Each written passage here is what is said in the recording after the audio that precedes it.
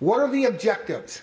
Well, first and foremost, to cut right through the American and the British troops, to separate them. Move all the way to Antwerp. Antwerp was a major port city that was essential for both British and U.S. supply lines. You cut all the way through, you seize that port. It doesn't mean the United States cannot get in supplies, but it does really hamper their primary deportation place. Splitting these troops, the idea of obtaining separate peace. Can they sue for peace? And we talked about this earlier. Germany was always interested in suing for peace with Great Britain. In many ways, they felt they still needed Great Britain's acknowledgement and respect. If you can sue for peace, both with the United States and Great Britain, that would give you the opportunity to end one half of the war, concentrate your troops, go back to your mortal enemy. And the Soviet Union is always their mortal enemy. So this is the German objectives. And like I say, as historians, it's wonderful to look at these objectives 70 years past the fact and realize that they were not very attainable. But at the time, particularly with that abundance of confidence, they felt that this was attainable. What advantages did Germany have? Well, they've been fighting a war with 1,000-mile supply lines. Now suddenly, as both fronts have collapsed, they've got very short supply lines, which is always a logistical plus.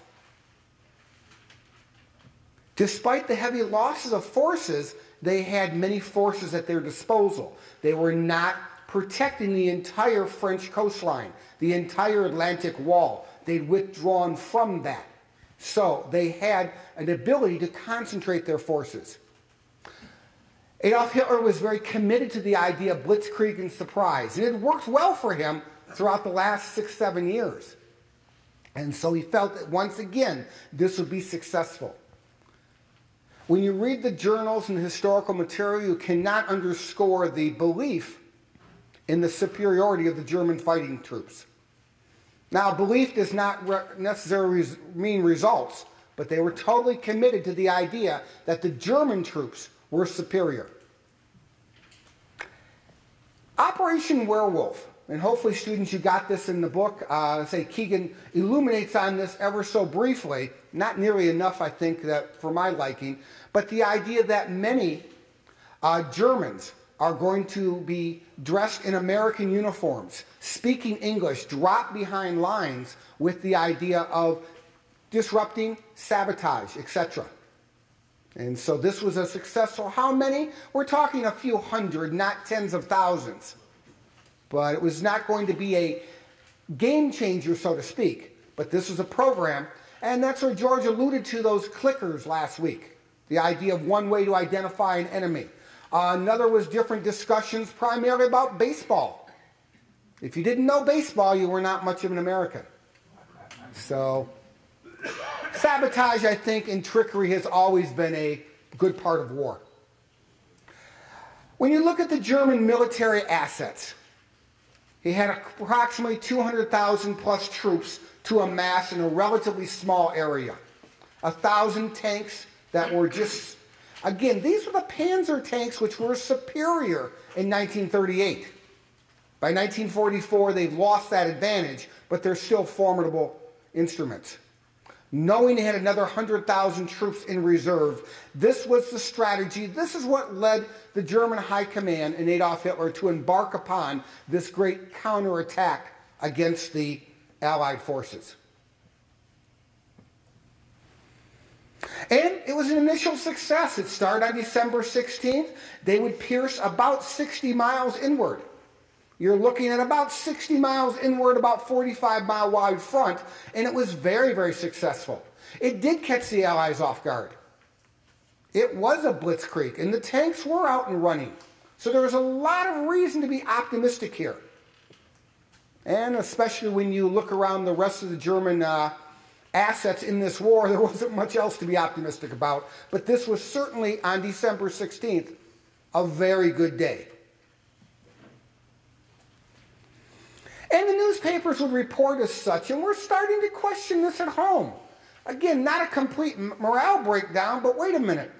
Just seemingly a few weeks ago, we're talking about not if, but when the Allies land in Berlin.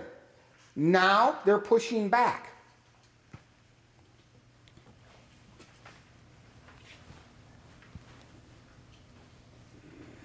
I love that subheadline there, the Russians promise big attack soon.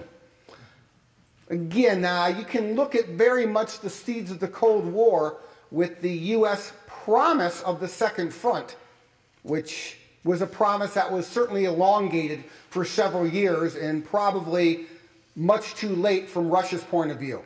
So whether they ever did promise an attack soon, I guess we'll leave it to historians to figure that out.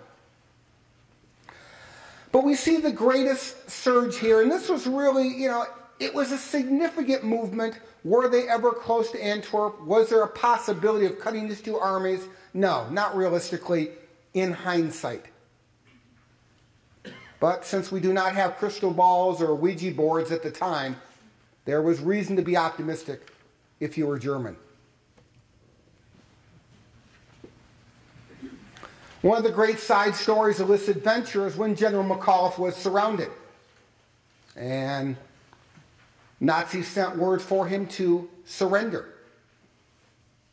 Now, today, saying nuts might be a little bit of a passive remark, but it had a stronger intonation in 1944.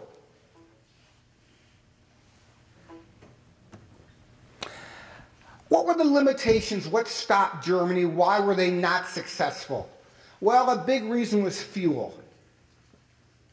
A few months earlier, the Romanian oil fields were captured by the Soviets. And that was a huge blow to the German war machine. That was their fuel. Clearly, an army runs on food and fuel. And thus, they were once again outrunning their petrol supplies. German superiority troops, well, perhaps. But as George introduced us to last week, the reality is many of these last reserves were the young children of Germany. And we probably don't need time in the service to realize that 16-year-olds are not your best fighters. A complete lack of air cover. Really, just when you look at the assets that the German Luftwaffe brought versus the Allied bombing, just absolute inequity in many respects tells you it shouldn't perhaps never been tried. But again, we don't have the privilege of hindsight at the time. There is a significant war futility among the generals. The generals do not believe in this. They talked about a large solution and a small solution to the Second Front. And while most of the generals promoted a small solution, it was Adolf Hitler that pushed the large solution.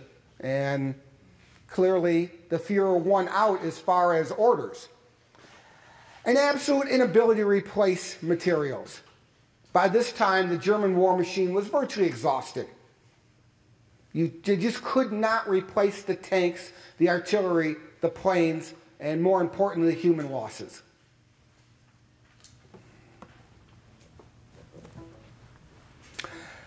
So initially, those 200,000 troops struck approximately 83,000 American troops.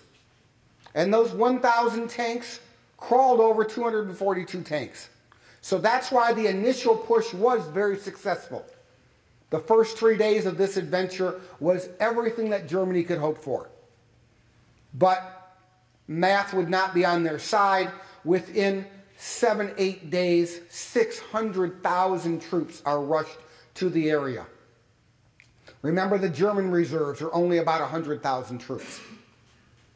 Look at the artillery pieces, the tanks. It just was overwhelming assets. There was just no way for this to have continued success.